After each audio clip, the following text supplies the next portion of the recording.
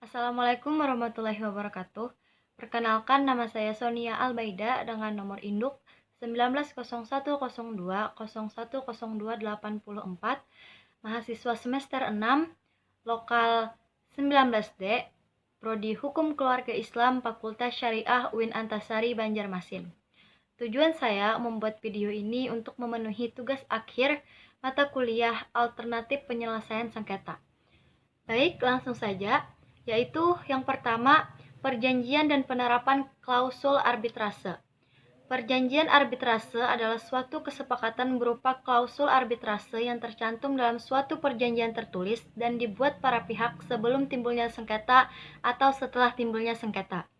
Bentuk perjanjian arbitrase pada dasarnya ada dua bentuk perjanjian yang dibedakan dari waktu dibuatnya perjanjian tersebut, yaitu yang pertama, perjanjian yang dibuat sebelum terjadinya sengketa, dan kedua, perjanjian yang dibuat setelah terjadinya sengketa.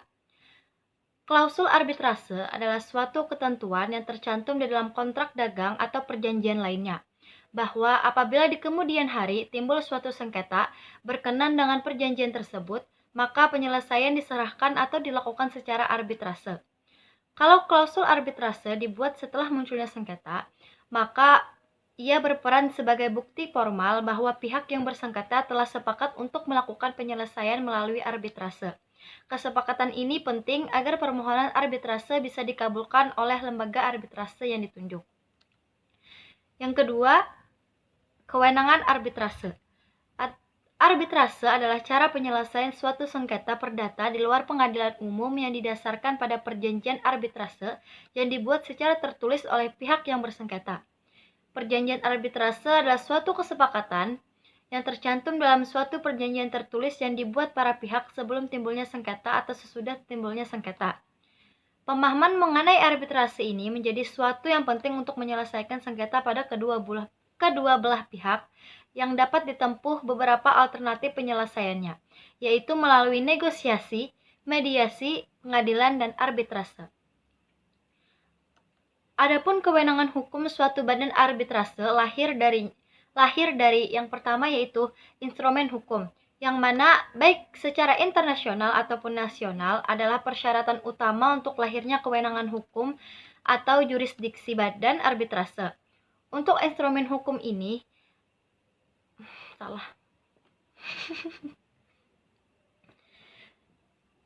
jurisdiksi atau kewenangan hukum suatu badan arbitrase lahir dari yang pertama, yaitu instrumen hukum, yang mana instrumen hukum ini baik internasional ataupun nasional adalah persyaratan utama untuk lahirnya kewenangan hukum atau jurisdiksi arbitrase.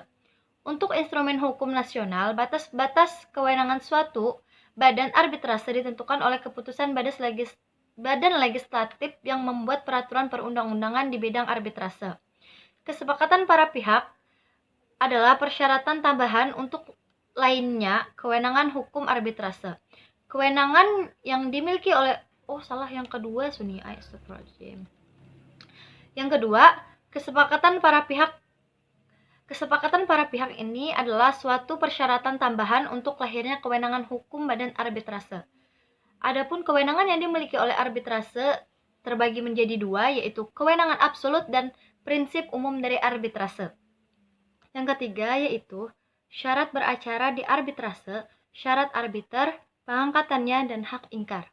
Para pihak yang telah sepakat untuk menyelesaikan perkara yang sudah terjadi atau yang akan datang terjadi melalui arbitrase sudah memenuhi syarat. Saat terjadinya persengketaan, permohonan berkewajiban mengirimkan suatu pemberitahuan kepada termohon yang bersengketa bahwa syarat arbiter sudah terpenuhi.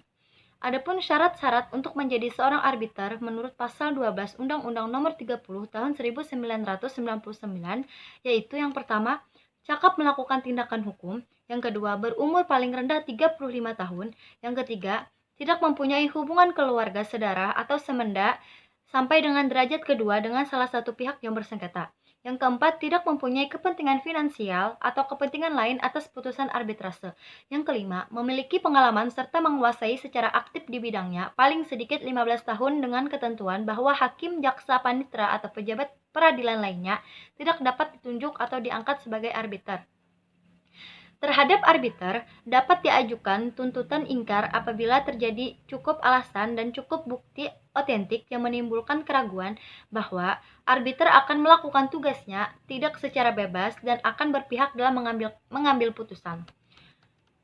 Tuntutan ingkar terhadap seorang arbiter dapat pula dilaksanakan apabila terbukti adanya hubungan kekeluargaan, keuangan, atau pekerjaan dengan salah satu pihak atau kuasanya. Hak ingkar ini terdapat dalam pasal 23 sampai 25. Yang keempat yaitu acara yang berlaku di hadapan majelis arbitrase, pemeriksaan dan pembuktian. Acara yang berlaku di hadapan majelis arbitrase terbagi menjadi dua bagian yang terdiri dari beberapa pasal. Yang pertama, acara arbiter, dan yang kedua, saksi dan saksi ahli.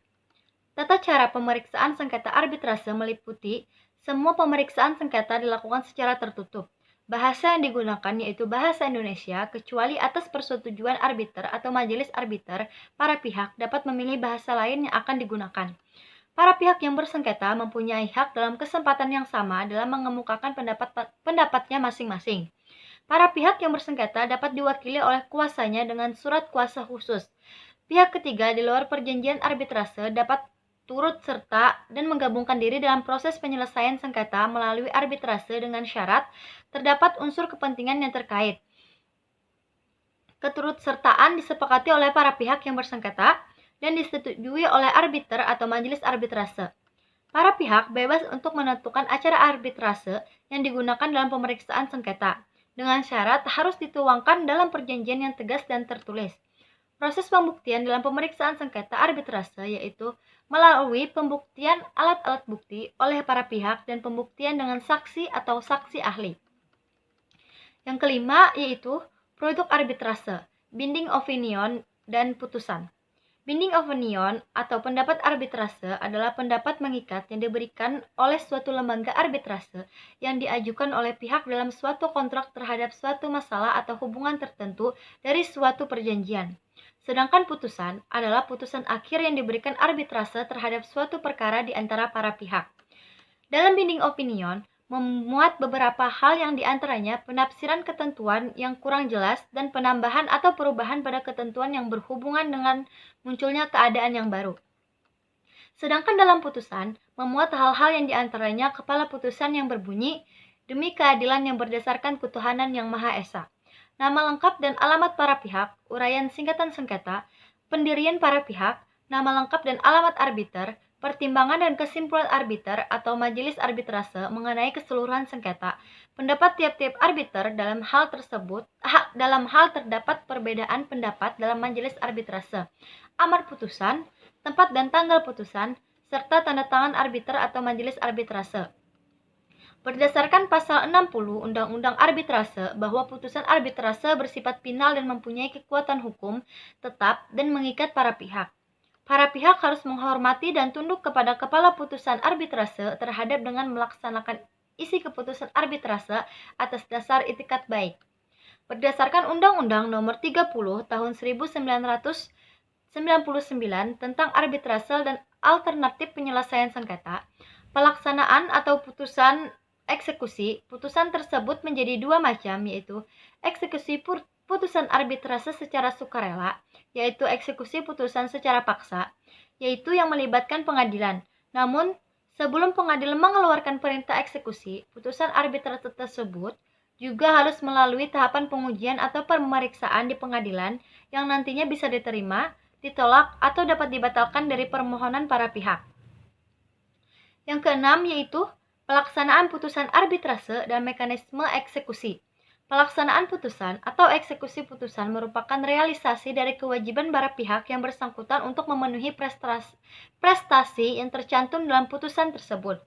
Putusan arbitrase sama halnya dengan putusan hakim, yaitu memiliki kekuatan hukum yang tetap yang dapat dilakukan tindakan eksekusi. Dalam putusan arbitrase, sesuatu atau menyerahkan sejumlah uang ataupun menyerahkan barang yang dituntut yang dimana harus ditaati dan dipenuhi oleh pihak yang bersangkutan. Jika apa yang dimintakan tersebut tidak dilaksanakan secara sukarela, maka akan dilakukan secara paksa dengan bantuan pengadilan. Berdasarkan Undang-Undang Nomor 30 Tahun 1999 tentang Arbitrase dan Alternatif Penyelesaian Sengketa Pelaksanaan Putusan Eksekusi Putusan terbagi menjadi dua, yaitu yang pertama eksekusi putusan arbitrase secara sukarela, yang mana para pihak yang melakukan sendiri putusan tersebut secara sukarela tanpa memerlukan campuran tangan dari ketua pengadilan. Yang kedua, eksekusi putusan secara terpaksa, yaitu ketika para pihak tidak mau melaksanakan putusan secara sukarela, maka diperlukan campur tangan dari ketua pengadilan untuk memaksa para pihak melakukan putusan tersebut. Eksekusi adalah suatu tindakan yang ditempuh secara paksa untuk melaksanakan putusan pengadilan yang telah berkekuatan hukum tetap. Hal tersebut akan menjadi pilihan ketika pihak yang kalah tidak beretikat baik untuk melaksanakan atau memenuhi isi putusan secara sukarela. Dalam hal ini, apabila mempunyai etikat baik untuk melakukan isi putusan secara sukarela tanpa adanya suatu paksaan, maka tidak diperlukan kembali adanya tindakan eksekusi untuk tindakan eksekusi. Untuk itu, haruslah dibedakan baik itu melaksanakan putusan secara sukarela ataupun melaksanakan putusan secara eksekusi. Eksekusi pada asasnya adalah upaya atau tindakan yang dipaksakan demi menjalankan suatu putusan. Eksekusi baru dapat dilaksanakan apabila pihak yang kalah tidak bersedia untuk melakukan secara sukarela. Berdasarkan ketentuan di atas tersebut, dapat dipahami bahwa lembaga eksekusi dapat diterapkan ketika pihak yang kalah tidak beretikat baik atau mengabaikan putusan yang telah berkekuatan hukum tetap. Dengan demikian, menjalankan putusan secara sukarela adalah tindakan melaksanakan isi putusan dengan sadar dan sempurna tanpa adanya paksaan dari para pihak manapun. Dalam hal ini adalah pihak yang kalah melaksanakan kewajiban untuk dapat memenuhi sebagai akibat dari hukuman yang ada, sebagaimana telah ditetapkan dalam suatu putusan. Akibatnya, setelah pihak yang kalah beretikat baik melaksanakan isi putusan secara sukarela, maka dengan sendirinya tindak paksaan untuk melakukan eksekusi telah gugur. Yang ketujuh yaitu mekanisme pembatalan putusan arbitrase. Mekanisme pembatalan putusan arbitrase berdasarkan Undang-Undang Nomor 30 Tahun 1999 tentang arbitrase dan alternatif penyelesaian sengketa telah diatur pada bab 7 pada pasal 70 sampai dengan pasal 72 mengenai pembatalan putusan arbitrase, yaitu memenuhi alasan pembatalan menurut pasal 70 Undang-Undang Nomor 30 Tahun 1999, yaitu yang pertama, surat atau dokumen yang diajukan dalam pemeriksaan setelah putusan dijatuhkan diakui palsu atau dinyatakan palsu. Kedua, setelah putusan diambil, dokumen yang bersifat menentukan yang disembunyikan oleh pihak lawan ditemukan.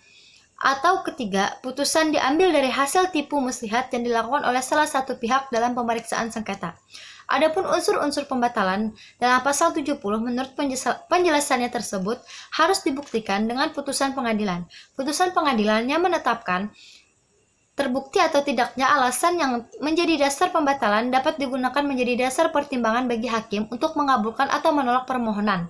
Terhadap penjelasan pada pasal 70 tersebut, telah diajukan pengujian material di Mahkamah Konstitusi dan penjelasan pasal tersebut telah dinyatakan bertentangan dengan Undang-Undang Dasar 1945 dan tidak mempunyai kekuatan hukum mengikat pada kuasa Mahkamah Konstitusi nomor 15/PUU 12/2014. Setelah permohonan pembatalan memenuhi pasal 70 tersebut, pemohon dapat mengajukan permohonan pembatalan putusan arbitrase secara tertulis kepada Ketua Pengadilan Negeri dalam waktu paling lama 30 hari terhitung sejak hari penyerahan dan pendaftaran putusan arbitrase kepada Panitera Pengadilan Negeri. Apabila permohonan seluruhnya atau sebagian putusan arbitrase terhadap putusan pengadilan negeri dapat diajukan permohonan banding ke Mahkamah Agung yang memutus pada tingkat pertama dan terakhir. Permohonan banding dilakukan hanya terhadap pembatalan putusan arbitrase yang didasarkan pada ketiga alasan pembatalan pada pasal 70 Undang-Undang Nomor 30 Tahun 1999 tentang arbitrase dan alternatif penyelesaian sengketa. Mungkin itu saja penjelasan dari saya dalam 7 materi tadi. Salah khilafnya mohon dimaafkan. Assalamualaikum warahmatullahi wabarakatuh.